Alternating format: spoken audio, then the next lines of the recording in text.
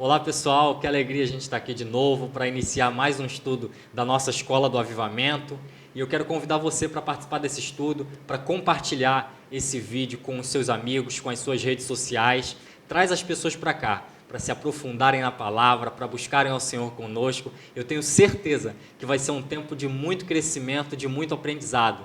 Pega sua Bíblia, seu lápis, sua borracha, seu bloco de anotações e vem para cá. A gente vai iniciar o nosso estudo, essa série que a gente está começando sobre os profetas menores. Então, nós vamos mergulhar no universo do texto e a gente vai extrair lições das experiências que os profetas viveram com Deus, da experiência de Deus na vida do povo.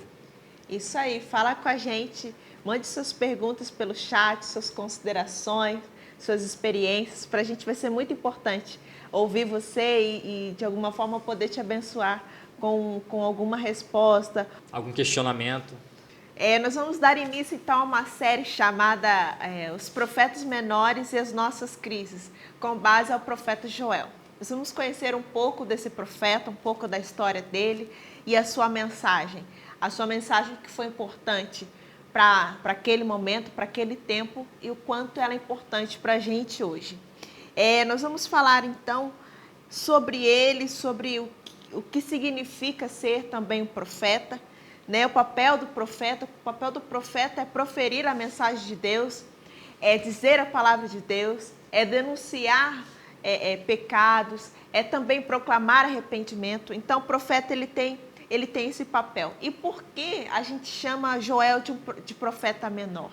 Né? Isso não tem a ver com grau de importância, tem a ver com quantidade de textos escritos. Exatamente. E Joel, ele escreve, o texto de Joel tem apenas 3 capítulos, diferente de Isaías, Jeremias, né, que são textos bem maiores.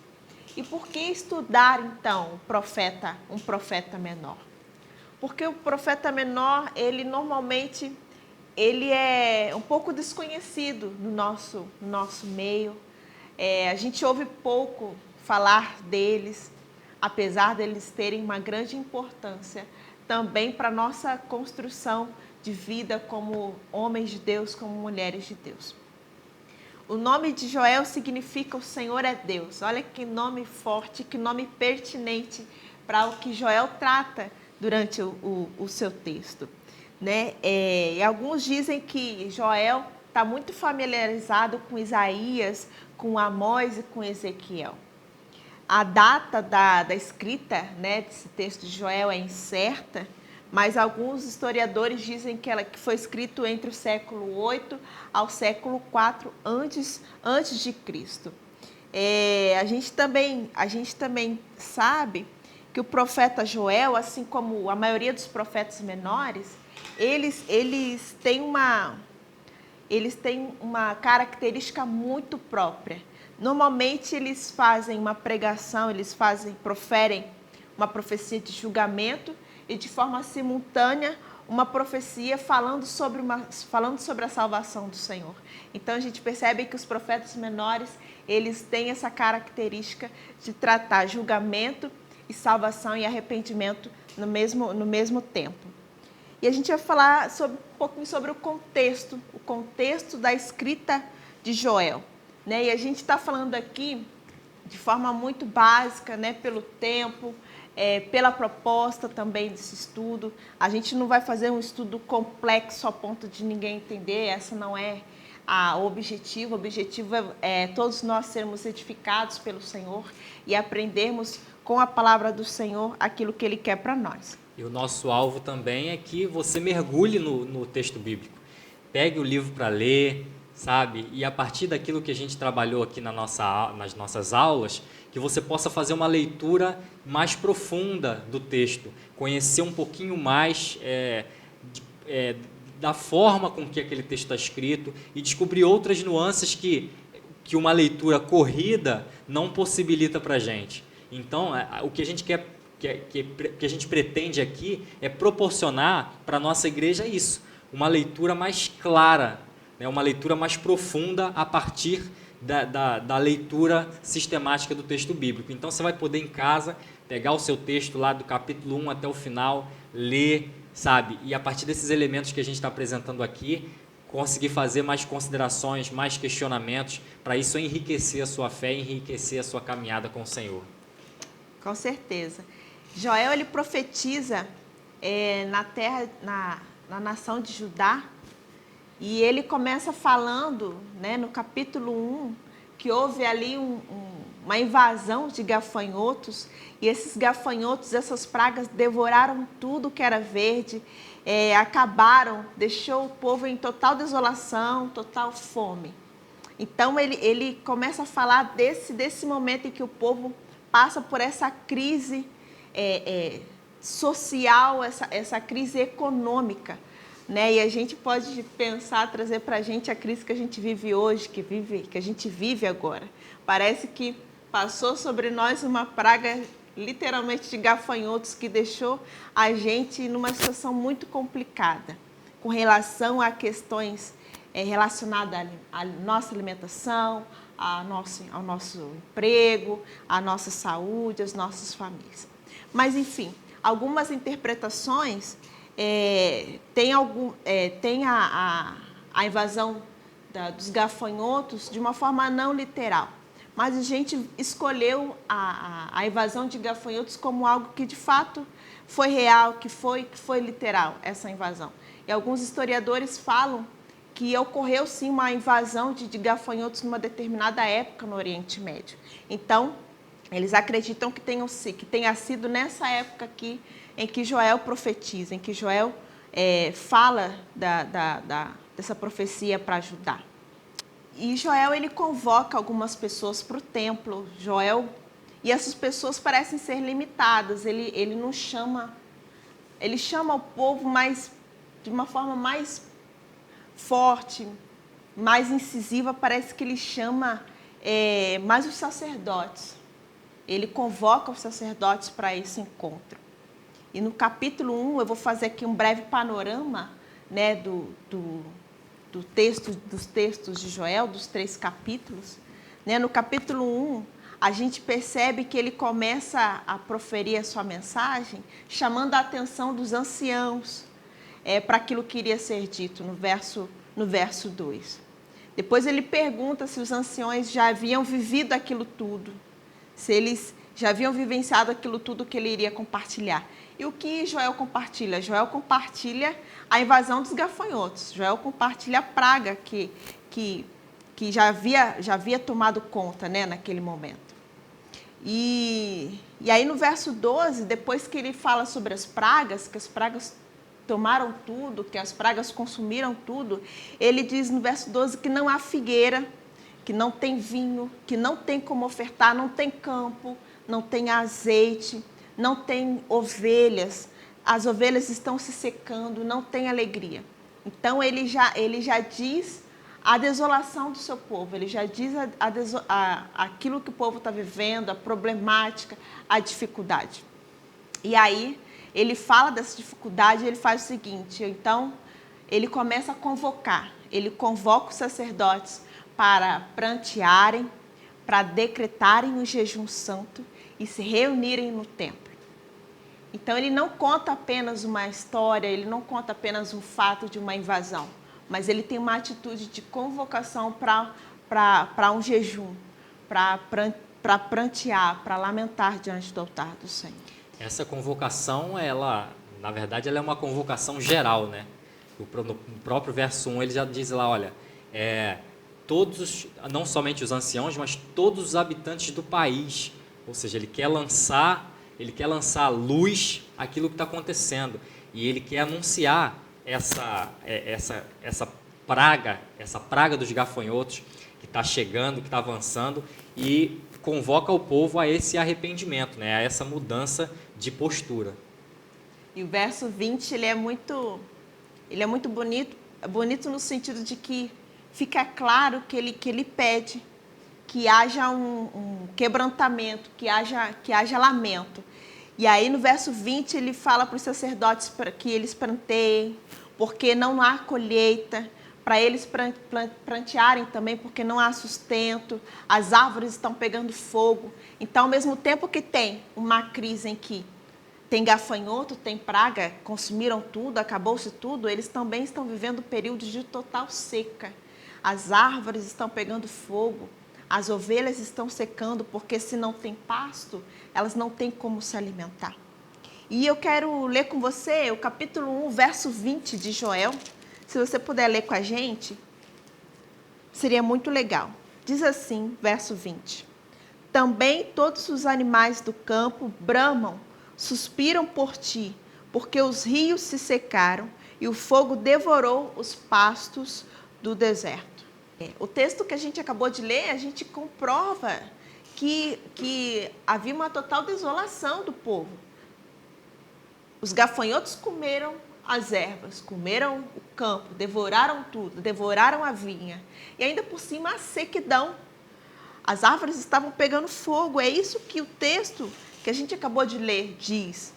Havia uma total escassez, uma total falta de necessidade, de coisas básicas que são necessárias para a vida daquele povo.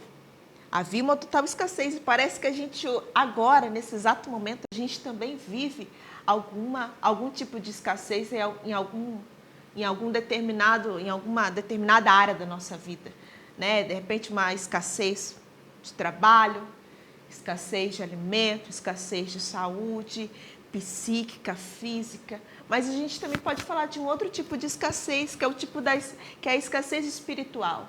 Exatamente. A escassez espiritual é a mais difícil, a mais importante, né, delas todas. Porque se a gente não tem uma relação bem clara, bem estabelecida com o Senhor, se a gente não está aliançado com Deus de forma plena, a gente vai sofrer em todas as outras áreas da nossa vida. O povo do Antigo Testamento, principalmente nos profetas menores, a gente vê esses relatos assim com muito mais incidência.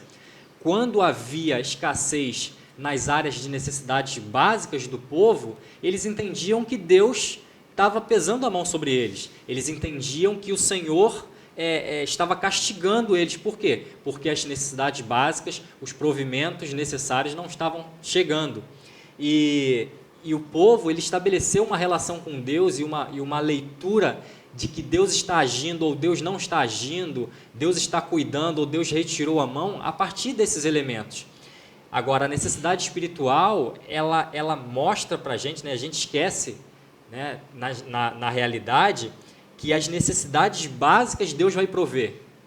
E aí a gente lembra do texto, né, a gente vai lá para o Novo Testamento, abre um parênteses, vai lá para o Novo Testamento, né, de que o reino de Deus e a sua justiça deveriam ser buscados primeiro, porque as necessidades básicas, aquilo que a gente haveria de comer, de beber e de vestir, seriam supridas.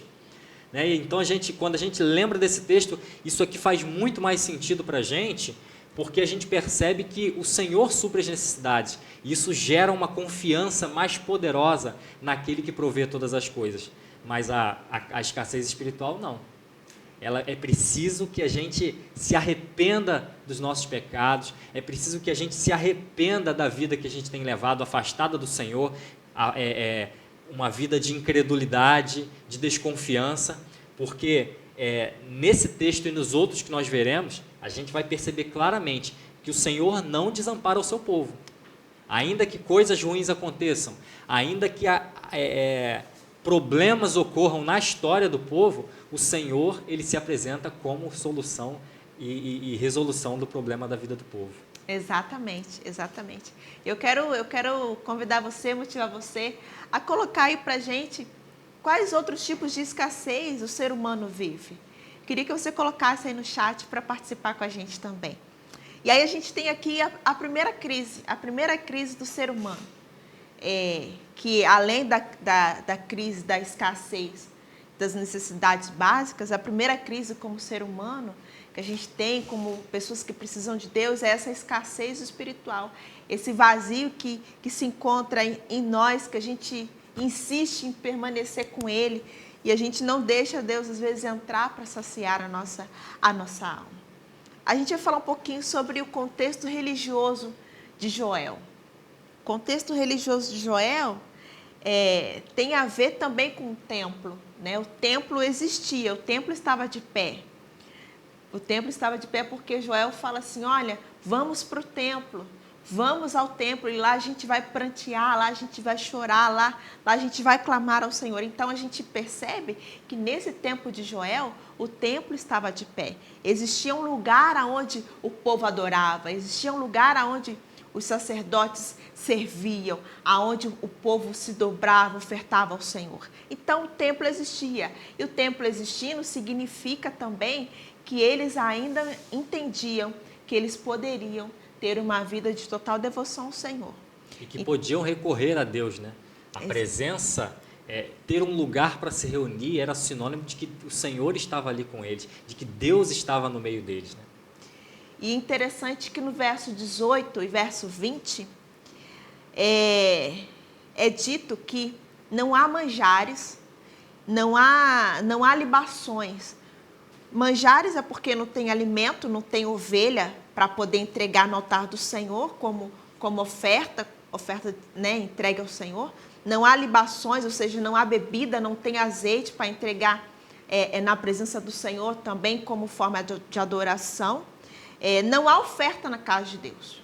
Então, um dos motivos que deixa aquele povo entristecido e faz com que Joel motive eles a orar e a prantear gente, nós não temos mais como ofertar ao Senhor. Nós não temos mais como adorar ao Senhor.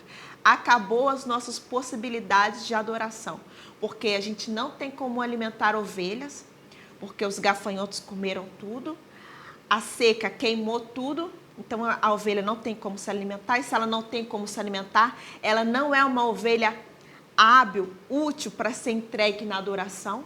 Então eles choram porque eles não têm como adorar o Senhor, eles não têm como ofertar ao Senhor. Não há bebida, não tem vinho, não tem azeite, porque os gafanhotos devoraram tudo. Então é um momento de desolação social, porque eles não têm o que comer, né? A colheita se vai, os cereais se secam, os campos se secam, e eles também não têm como devotar ao Senhor total adoração. Então é um momento de tristeza.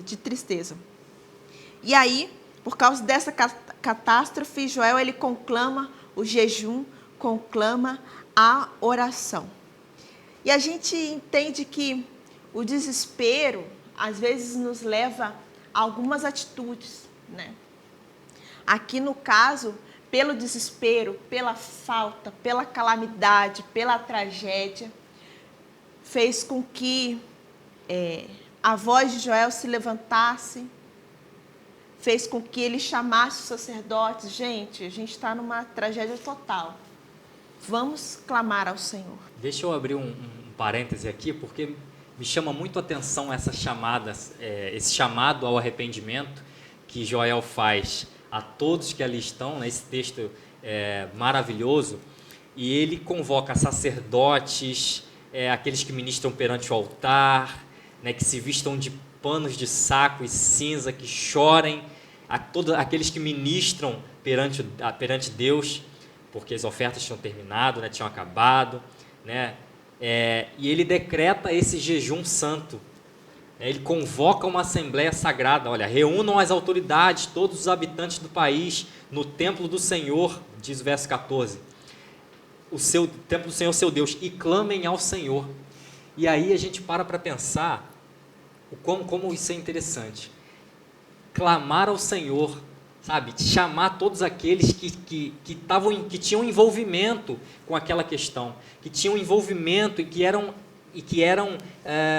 como eu vou dizer, eles eram atingidos por essa escassez. Porque você percebe que a escassez ela vai acontecendo, a cada detalhe, a cada problema que ocorre, atinge outras áreas da vida do povo.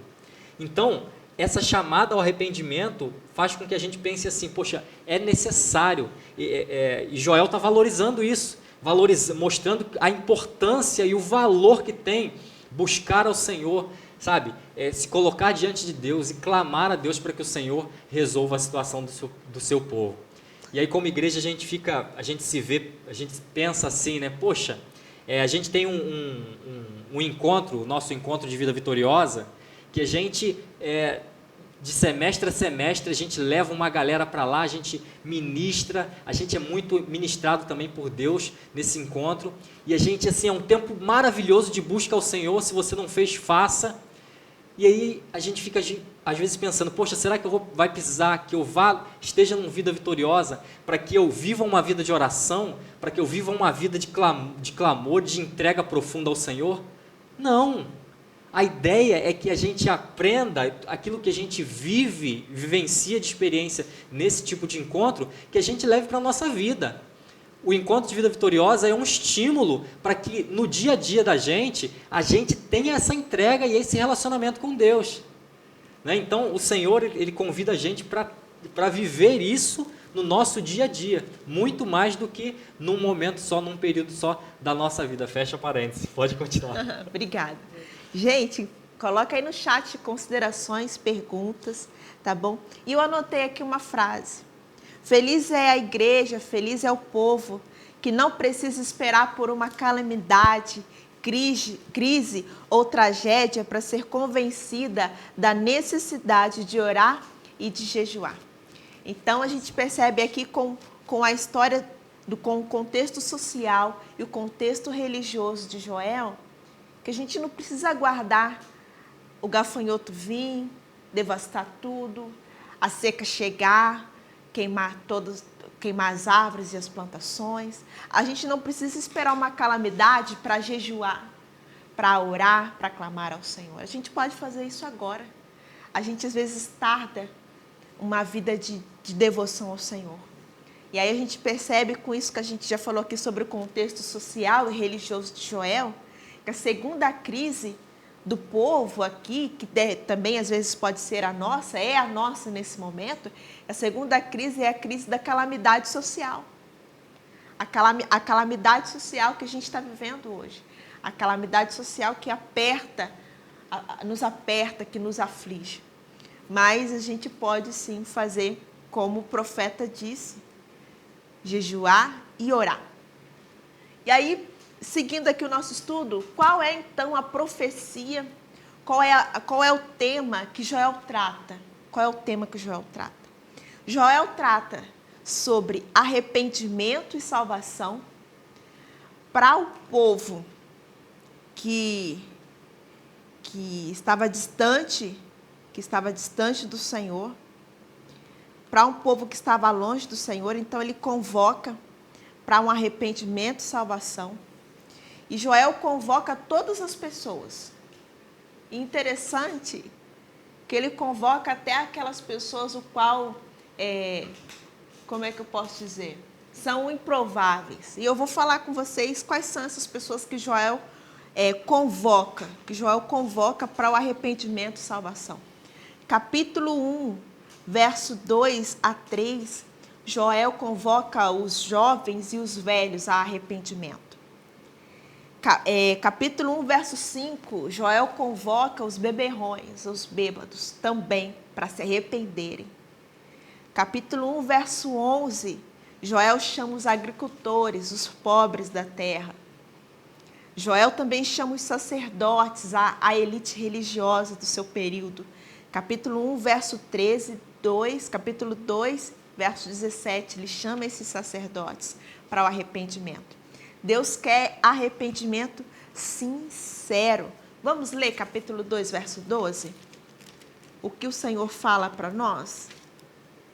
E o que Ele falou para esse povo nessa época? Agora, porém, declara ao Senhor, voltem-se para mim de todo o coração, com jejum, lamento e pranto. Rasguem o coração e não as vestes. Voltem-se para o Senhor, o seu Deus, pois Ele é misericordioso e compassivo, muito paciente e cheio de amor. Arrepende-se e não envia a desgraça. Deus quer um arrependimento sincero. E a segunda profecia de Joel é a profecia que, de repente, a gente vai falar aqui, de repente, alguns temerão essa palavra. Mas é algo muito simples, a gente vai entender aqui um pouquinho o porquê desse tipo de profecia. A segunda profecia que se encontra em Joel é a profecia o dia do Senhor vem. O julgamento do Senhor virá. E aí o texto de Joel fala que é grande e temível o dia do Senhor. No capítulo 2, verso 31, você vai ver Joel dizendo isso. E aí eu vou falar para vocês para quem e o porquê esse dia será temível. O julgamento são para algumas nações. Esse dia do Senhor que será temível são para algumas nações. Essas nações que tiveram atitudes de crueldade contra o povo de Deus. E a gente entende que não tem jeito, por exemplo, se uma pessoa comete um ato ilícito aqui, em algum momento as autoridades vão chegar e em algum momento ela vai ter que dar conta daquele ato errado que ela cometeu. Né? Então a gente pode pensar no dia do Senhor, nesse momento aqui, desse tipo. Essas nações que que sobre eles Deus irá colocar as mãos, Deus irá julgar, porque eles cometeram uma atrocidade. Eles cometeram uma crueldade contra o povo de Deus. E essa crueldade você pode ver no capítulo 3 de Joel, do verso 2 a 16. O que havia acontecido? Qual era a crueldade que essas nações haviam cometido contra o povo de Deus? Eles pegaram o povo, eles dispersaram o povo, venderam o povo para os gregos. Eles deixaram as crianças sem suas famílias. Então, esse texto vai falar com clareza qual era a crueldade cometida por essas outras nações, essas nações que não eram nação de Deus. E aí sobre elas o dia do Senhor viria, porque Deus não desejava que o seu povo fosse dissipado, Deus não desejava que eles fossem separados. Nesse texto de Joel não era esse o desejo de Deus, que eles ficassem distantes como nação. E aí o Senhor fala que sobre esse povo, sobre essa nação, o dia do Senhor viria. E aí a gente se pergunta aqui por que será que normalmente quando se tem uma calamidade, quando se tem uma tragédia, a gente é levado a pensar na vinda do Senhor? Não sei vocês, mas eu tenho pensado. A gente tem visto lives, né, por aí, a gente tem relido alguns textos bíblicos sobre a vinda do Senhor, né? E vem o Covid e nos lembra de praga, enfim, a gente associa muitas coisas. Mas normalmente quando se tem uma calamidade, quando se tem uma propagação de um vírus como esse, a gente logo pensa na vinda do Senhor. E aí eu me pergunto como eu posso me preparar para essa vinda, para esse dia do Senhor, que vem, o dia do Senhor vem, porque é bíblico, né? O Senhor Jesus mesmo falou que iria preparar para a gente um lugar, né? Que iria vir, iria nos buscar. Mas como é que a gente se prepara para essa vinda do Senhor? Essa vinda do Senhor a gente se prepara com arrependimento, a gente se prepara com amor, com entrega aos nossos corações ao Senhor.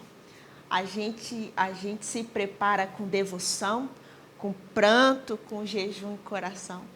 A gente se prepara com serviço da obra de Deus. E eu vou fazer aqui um panorama rápido também do capítulo 2. E eu queria que você anotasse aí alguns textos na sua Bíblia. Aqui no capítulo 2, Joel muda um pouquinho o teor da profecia, né? Ele sai um pouquinho daquela perspectiva de julgamento, de arrependimento. E aí ele fala mais sobre Tiro, Sidom e Filístia, no capítulo 3. E aí ele começa a falar sobre o dia do Senhor, sobre essas nações que são subjugadoras. E aí no capítulo 2, verso 1 a 11, Joel detalha o poder do Senhor através do seu exército. Então é a hora que Joel vem e mostra o poder grandioso que tem o Senhor. O poder grandioso que tem Deus, que está acima de Tiro, Sidom e está acima da Filístia. Está acima dessas nações que pegaram o povo, dispersaram eles e os venderam para os gregos. Versos 18 a 27, o profeta diz que o Senhor terá piedade do seu povo. Piedade essa motivada pela entrega. A gente viu lá no capítulo 1 que Joel fala, olha, vamos se arrepender, vamos se entregar ao Senhor, vamos nos converter desse caminho ruim, vamos mudar de vida. E aí, no capítulo 2, Joel já começa a falar assim, olha, Deus vai ter piedade, Deus vai ter misericórdia, mas motivada por aquilo que ele disse lá em cima, através do jejum e da oração, da busca do Senhor, havendo sincero clamor, as bênçãos do Senhor viriam sobre eles. E o verso 28, depois que eles jejuarem e orarem, depois que o Senhor mostrar o cuidado que ele tem com os seus, algo extraordinário iria acontecer. Olha só, eu quero chamar a sua atenção para isso aqui. E isso me chamou a atenção, tem me chamado a atenção. Depois do arrependimento, depois do reconhecimento que o Senhor é Deus, depois que eles falarem assim, Senhor, eu me entrego, algo extraordinário iria acontecer. Iria acontecer o que a gente chama de derramar do Espírito de Deus. Quando existe arrependimento, quando existe entrega, o poder do Senhor, a presença do Senhor é real na vida daquele que se arrepende de verdade dos seus pecados, das suas transgressões. Capítulo 3, o capítulo 3 tem perspectivas parecidas com o capítulo 2. No capítulo 2, fala do exército poderoso e que o dia do Senhor está chegando. O capítulo 3 vai falar como será esse dia do Senhor. Isso é muito interessante. A gente não tem muito tempo hábil aqui para ler, mas você vai ler, você vai perceber. No capítulo 2 fala do exército, do Senhor, do dia do Senhor que vai acontecer ali. E o 3 fala o como será, de forma detalhada, isso é muito legal. E a quem ele está destinado.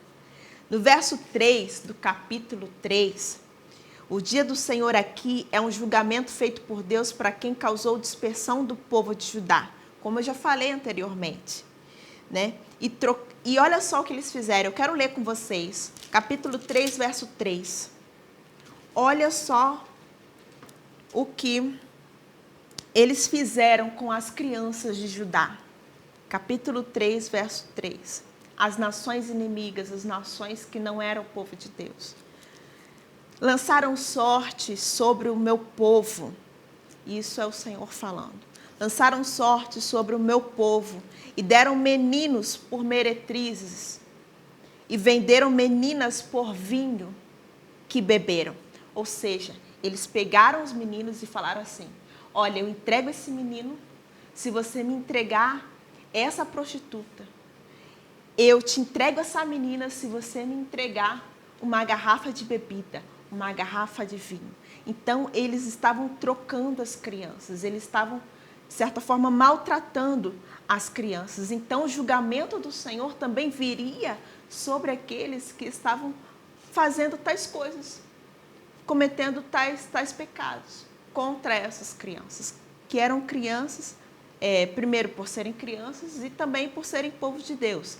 E eu quero fazer um parênteses aqui, a gente está falando aqui do texto em si, a gente está falando de Deus como Senhor, de Deus como soberano, de Deus como juiz, de Deus como Pai também. Então, a gente está falando aqui do texto como ele é, mostrando como é o Deus de Israel, né? E aí, para a gente fechar aqui esse panorama do capítulo 3, no verso 18, né, depois desse julgamento, então, naquele dia, o dia será aquele em que o povo saber, e aqui, ó, verso 18, e há de ser que naquele dia os montes destilarão mosto. Em algumas traduções, mosto é vinho ou é vinho novo. Então, naquele dia, os montes destilarão vinho, e os outeiros, as colinas, manarão leite, e todos os rios de Judá estarão cheios de água. Será uma fonte da casa do Senhor e regará o vale de Setim. Ou seja, naquele dia, no dia em que o Senhor derramar do seu Espírito, no dia em que eles se arrependerem, então haverá rios, então haverá vinho novamente. Lembrem que lá no início nós falamos, não havia vinho, porque os gafanhotos haviam consumido as árvores, as videiras. Então, quando eles se arrependerem, quando o Espírito de Deus for derramado sobre eles, então haverá água, haverá vinho, haverá leite, haverá água, comida, voltarão a poder assim também, com certeza, adorar ao Senhor. Eles vão ter o que servir, o que entregar, o que ofertar na casa de Deus. E por fim, no verso 21, depois que eles se arrependerem, jejuarem, depois que eles orarem, depois que eles prantearem, depois que o Espírito de Deus for derramado, haverá perdão para Jerusalém. Olha que coisa linda. Olha só o que diz. Verso 21 do capítulo 3. Eu expiarei o sangue dos que não foram expiados, porque o Senhor habitará em Sião. O Senhor irá perdoar todos de Jerusalém. Por que então? Por quê? Qual o motivo dessa profecia? O primeiro motivo para essa profecia, é que Deus desejava um verdadeiro rasgar de coração e o arrependimento sincero. Nós já lemos aqui o verso 12, 3 do capítulo 2, que Deus fala, olha, rasguem os seus corações e não as vestes. Deus queria, o motivo dessa profecia era, vocês precisam se arrepender. Judá, se arrependam. Rasguem o coração de vocês. Voltem para mim. É como se fosse, parece que Deus está pedindo assim, pelo amor de mim mesmo, pelo amor do meu nome, voltem para mim, rasguem o coração de vocês, se entreguem a mim. E o segundo motivo dessa profecia é para que o povo de Judá saiba que ele é o Senhor. Olha só que interessante. O texto de Joel em nenhum momento fala com clareza sobre algum pecado de Judá, não fala com clareza. Mas nos parece que em algum momento Judá não sabia, tinha perdido a noção de que Deus era o Senhor, que Deus era o Senhor da vida deles. E aí, no capítulo 3, verso 17, diz assim, ó, sabereis assim que eu sou o Senhor, vosso Deus, que habito em Sião, meu santo monte, e Jerusalém será santa. Estranhos não passarão mais por ela. Então, me parece que o motivo dessa profecia também era que o povo voltasse à memória, voltasse a compreender de que o Senhor era o Deus da vida deles, que Deus era o Senhor daquela nação. O resultado da profecia, o resultado de todo desse enredo, o enredo do gafanhoto, da seca, do arrependimento, o enredo das nações subjugadoras. O primeiro resultado é que haveria o derramamento do Espírito de Deus sobre todo o povo, que você vai ver lá no início do capítulo, no capítulo 2, verso 28 e 29, verso 32. O segundo resultado da profecia, pós-profecia, que haveria a bênção do Senhor sobre Judá. Haveria a bênção de Deus. Você pode ver isso no capítulo 3, verso 18. E por último, o resultado dessa profecia de Joel, que haveria perdão, como nós acabamos de ler. Lições que aprendemos com o profeta diante das crises. Que uma das coisas que não podemos apenas contar com a desolação, que a gente não precisa apenas falar sobre aquilo que deu errado, mas sempre que o Senhor oferece uma oportunidade, que começa sempre com arrependimento e reparação de danos, a gente constrói um caminho excelente e a gente começa a abrir as portas para que as bênçãos do Senhor retornem para a vida do seu povo.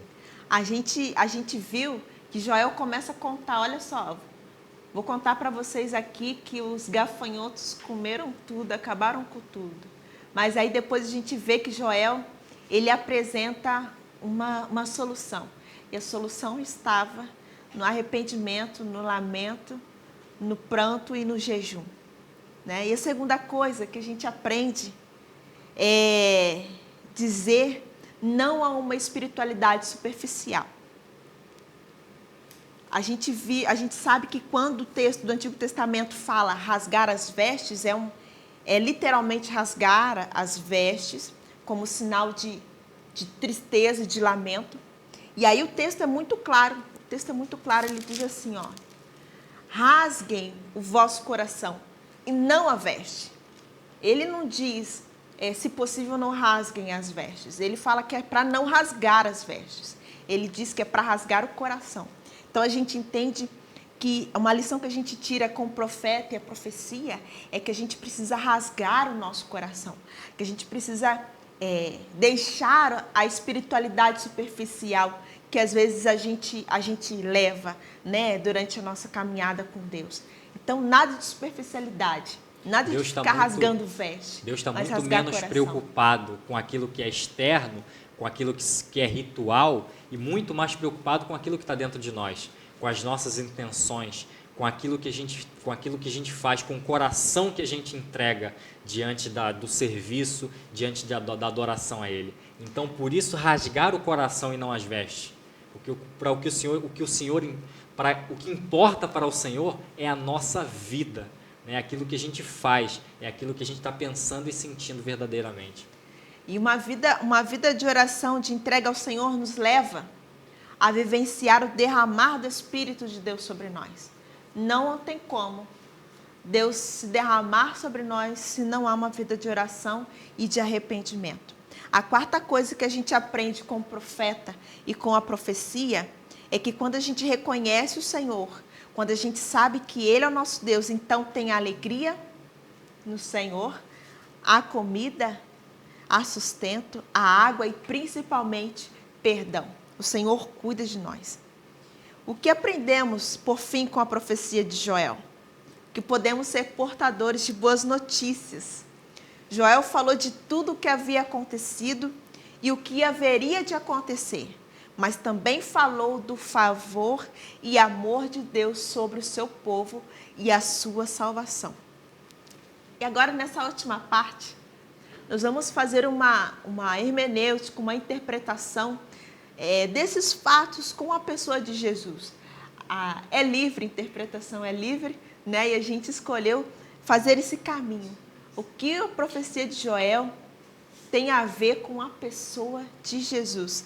Para a gente finalizar, o capítulo 3, verso 18, que a gente leu, que